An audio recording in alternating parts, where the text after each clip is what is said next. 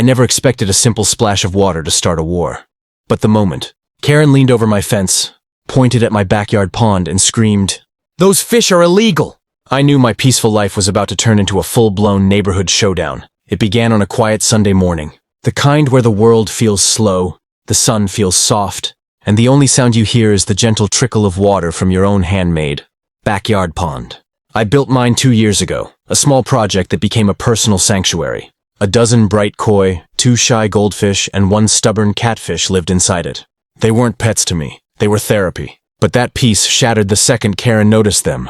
Karen, the self-appointed dictator of our HOA, believed everything that existed within a 1-mile radius of her house somehow required her approval. She didn't just enforce the rules, she invented them. And when she saw my pond, her eyes lit up like she found buried treasure. Or in her case, an opportunity to control something that wasn't hers. She marched straight into my yard, arms crossed, lips curled, sunglasses tilted like she was the warden of the neighborhood. "I hope you know," she said, pointing at the koi with a long red fingernail, "your fish violate 3 HOA regulations. I'll be issuing fines immediately." I blinked, thinking I misheard her. "Fines? For fish?" She smirked. "Yes, for unauthorized wildlife, unsupervised water features, and a potential attraction for predators. This is a safety hazard." I almost laughed. "Karen, they're koi fish, not crocodiles." But she wasn't joking. She pulled out a clipboard. Yes, an actual clipboard, and started scribbling like she was writing me a speeding ticket. "First fine, $100. Per fish."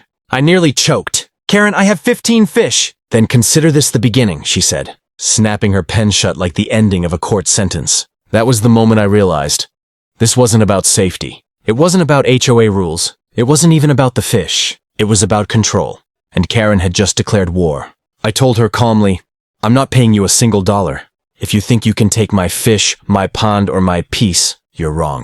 Her smile vanished. "Oh, trust me," she hissed. "The HOA will take action." As she walked away, I looked at my peaceful pond. And for the first time, it didn't feel peaceful anymore. Little did I know, Karen's next move would be 10 times worse. Karen didn't waste a single day. By Monday morning, she had escalated her fish fines into a full-blown HOA investigation.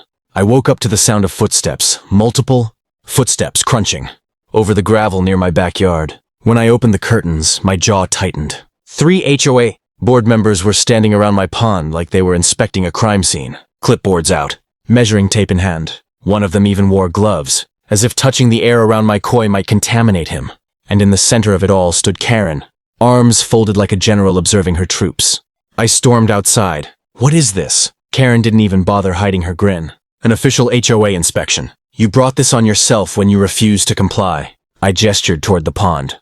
"They're fish. Quiet, calm, harmless fish." The man with the gloves cleared his throat as if reading from a script. "We have received a complaint."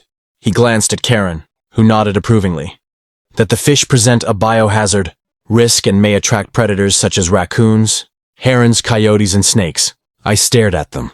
"This neighborhood has raccoons because we live near trees, not because my koi throw parties at night." Karen stepped forward dramatically.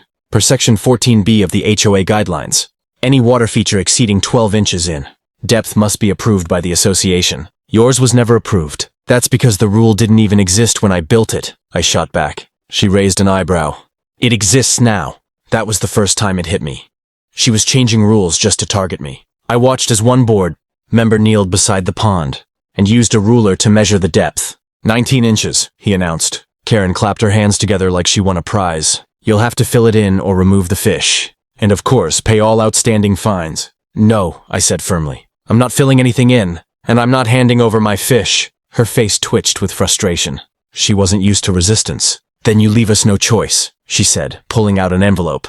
"This is your official notice. You have 7 days before the HOA escalates the matter." I opened the envelope. Inside was a list of fines totaling nearly $500. For fish. Karen leaned closer. "Either pay, or the HOA will take further action." I stood there in silence, staring at my pond, my sanctuary, my peaceful corner of the world. And right then, I made a decision. If Karen wanted a fight, I was finally ready to give her one. The moment I decided to fight back, everything changed. I spent the next 2 days digging through HOA documents, county regulations, environmental guidelines, anything that could help me understand whether Karen's fish crusade had any legal ground. And the deeper I dug, the more obvious it became.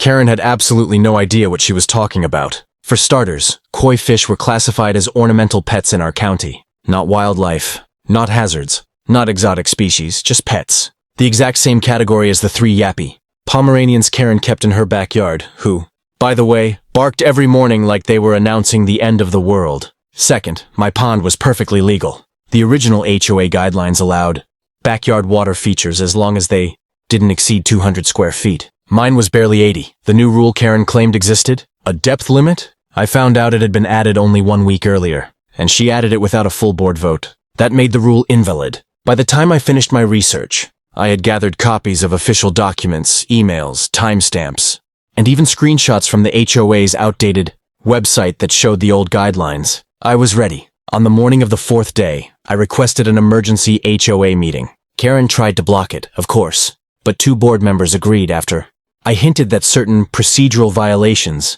might need to be reported to the county. Karen hated when someone used her own tactics against her. The meeting took place in the community clubhouse. Karen sat at the center like an unhappy queen, tapping her pen loudly against the table. The other board members looked tired, which was understandable. Anyone who dealt with Karen daily would be exhausted. I placed my folder of documents on the table and began calmly. I am here to dispute the fines placed on me for my fish, and I'd like everything I present today to be added to the official record. Karen rolled her eyes. This is unnecessary. The fines stand. I ignored her and pointed to the screen behind me as I connected my laptop. First, koi are legally recognized as domestic pets. Second, this pond has existed for 2 years without a single complaint. Third, and most importantly, the guideline. Karen used to fine me as invalid due to improper procedure. The room went silent. One board member squinted at the document I handed him. Karen, did you really add a rule without a vote? Karen stiffened. The board would have approved it, but you didn't ask, he replied. The tide was turning, and she knew it. Karen's face drained of color as the board member repeated the question. She opened her mouth, then closed it, then opened it again. Like her, brain was buffering and failing to load the right excuse. For someone who loved rules, she was suddenly terrified of them. I acted in the community's best interest, she finally stammered. The other board member shook his head. That's not how it works, Karen. Rules have to be voted on. You know that. I slid another document across the table. And just to make things crystal clear, here's a screenshot from the HOA website before Karen edited it. Timestamp included. My pond was fully allowed under the original guidelines. The room went completely quiet. The only sound was Karen tapping her fingernails nervously against her clipboard. Then the board chair sighed. This is a procedural violation. The fines are void. Karen snapped upright. Void? You can't void them. He's breaking the rules. No, the chair replied firmly. You are. You can't rewrite rules on your own. That's grounds for disciplinary action. For the first time since I moved into the neighborhood, Karen looked genuinely panicked. She scrambled for control. You don't understand! If we don't stop him, everyone will start installing ponds. Or fountains. Or God knows what else. I folded my arms. So what you're saying is you don't want people to enjoy their property unless you approve of it. She glared at me. This is my community. No, I replied calmly. This is our community, and we're done letting you bully people. The board chair nodded slowly. Karen, effective immediately. You are suspended from any rule-making authority pending further review. Her jaw dropped. You're suspending me? Yes, he said, and we'll be revisiting several of your recent enforcement actions. Karen stood up so fast her chair screeched across the floor. She grabbed her clipboard, huffed like a boiling kettle, and stormed out of the clubhouse. The door slammed behind her so hard the windows rattled. Silence filled the room. One board member turned to me. We apologize for the trouble. You were targeted unfairly. Enjoy your pond. I smiled, relieved. Thank you. When I walked home that afternoon, the sunlight hit my pond just right, turning the water gold. My koi glided peacefully, unaware of the drama they had unintentionally caused. For the first time in days, the backyard felt calm again. Karen never apologized. She never does. But she never bothered me again either. And the best part? My fish kept swimming. And I kept my peace. Thanks for watching. If you enjoyed this wild HOA story, make sure to hit that like button, leave a comment with your thoughts, and subscribe for more unbelievable neighbor drama and crazy real-life stories.